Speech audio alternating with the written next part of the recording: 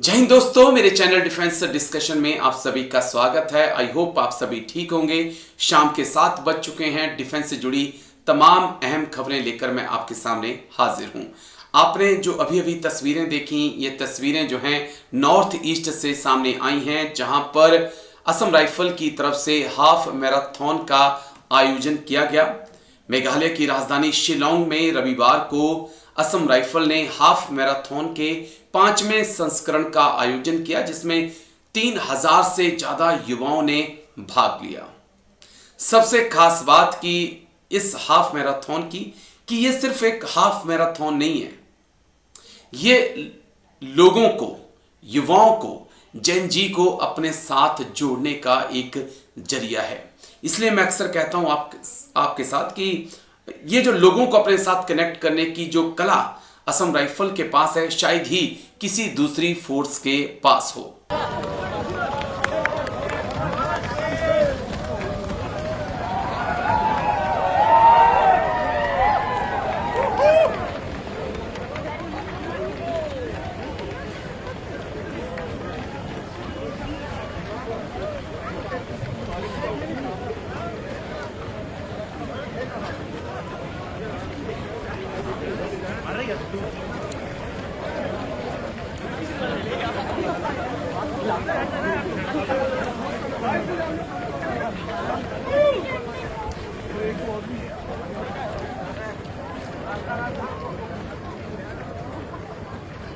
चलिए आगे बढ़ेंगे। एक और अहम खबर जो है वो मणिपुर से सामने आई, जहां पर अलग अलग घटनाक्रम में पिछले 24 घंटों के अंदर असम राइफल, भारतीय सेना, मणिपुर पुलिस ने कम से कम 8 उग्रवादियों को गिरफ्तार किया है।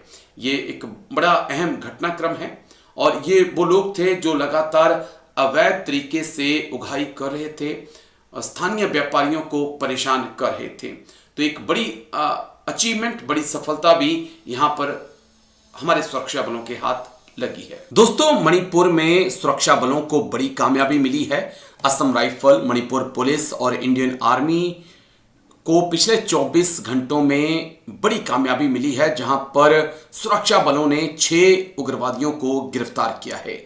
मणिपुर में सुरक्षा बलों ने जबरन वसूली से जुड़े एक संगठित नेटवर्क पर बड़ी कार्रवाई करते हुए प्रतिबंधित उग्रवादी संगठनों से संबंधित 6 उग्रवादियों को गिरफ्तार किया गया। गिरफ्तार किए गए आरोपियों में 2 महिलाएं भी शामिल हैं।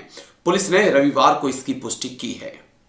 एक ही दिन में कई ठिकानों पर छापेमारी की गई। जो पुलिस ने जो जानकारी दी है उसके अनुसार सभी गिरफ्तारियां शनिवार को की गई हैं और एक खास अभियान के तहत की गई हैं। इनमें इम्फाल पूर्वी जिले के मोईरांग कंपू, साजुब, माखा, लेकाई क्षेत्र में सुरक्षा बलों ने United national liberation front UNLF के 2 सक्रिय महिला कैडर को पकड़ा। इनकी पहचान जो हुई है वो ताखे लमाबम सेनथाई चानू और कोंग ब्रेल तपम रमेश्वरी देवी 19 साल की दोनों बच्चियां हैं। पुलिस के अनुसार दोनों जबरन वसूली गतिविधियों में शामिल थीं और स्थानीय व्यवसायियों से धन उगाही करने के आरोप में पकड़ी गई हैं। इसके अलावा दोस्तों 2 और गिरफ्तारियां हुई हैं, उग्रवादियों की गिरफ्तारी हुई है। इनमें इम्फाल पश्चिम जिले के कांचीपुर से प्रतिबंधित समूह प्रेपक पीआरओ के 2 सक्रिय सदस्यों को गिरफ्तार किया गया है।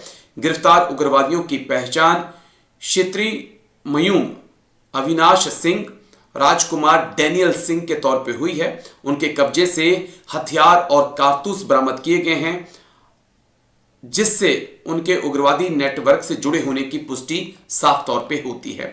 कुछ और गिरफ्तारियां हुई हैं। लामफेल सुपरमार्केट इम्फाल पश्चिम में यूएनएलएफपी के एक सक्रिय सदस्य को गिरफ्तार किया गया। में बिष्णुपुर जिले के कुंभी में छापेमारी के दौरान पीआरओ से जुड़े एक और उग्रवादी को उसके घर से पकड़ा गया।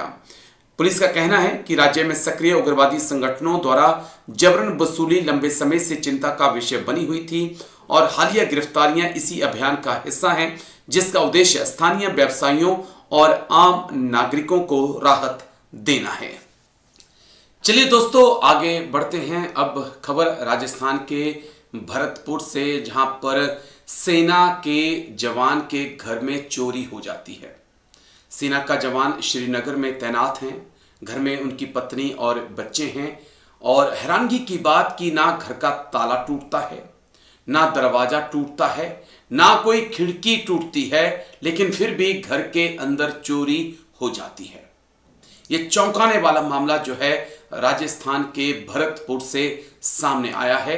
चोरों ने एक अलग ही अंदाज से यहां पर चोरी की वारदात को अंजाम दिया है। सुनिए और पूरी रिपोर्ट। दोस्तों, एक बेहद चौंकाने वाला मामला राजस्थान के भरतपुर से सामने आया, जहां पर एक फौजी के घर में चोरी हुई। ना ताला टूटा, ना दरवाजा टूटा, ना कोई खिड़की टूटी, लेकिन घर का सामान गायब हो गया, जिसमें लाइसेंसी रिवॉल्वर भी शामिल है। दरअसल भरतपुर के सेवन थाना क्षेत्र में चोर एक फौजी के घर से लाइसेंसी रिवॉल्वर और सोने चांदी की ज्वेलरी चुराकर फरार हो गए। चोरों ने न ताला तोड़ा, न दरवाजा, न खिड़की। उन्होंने छत का जाल हटाकर घर में दाखिल हुए।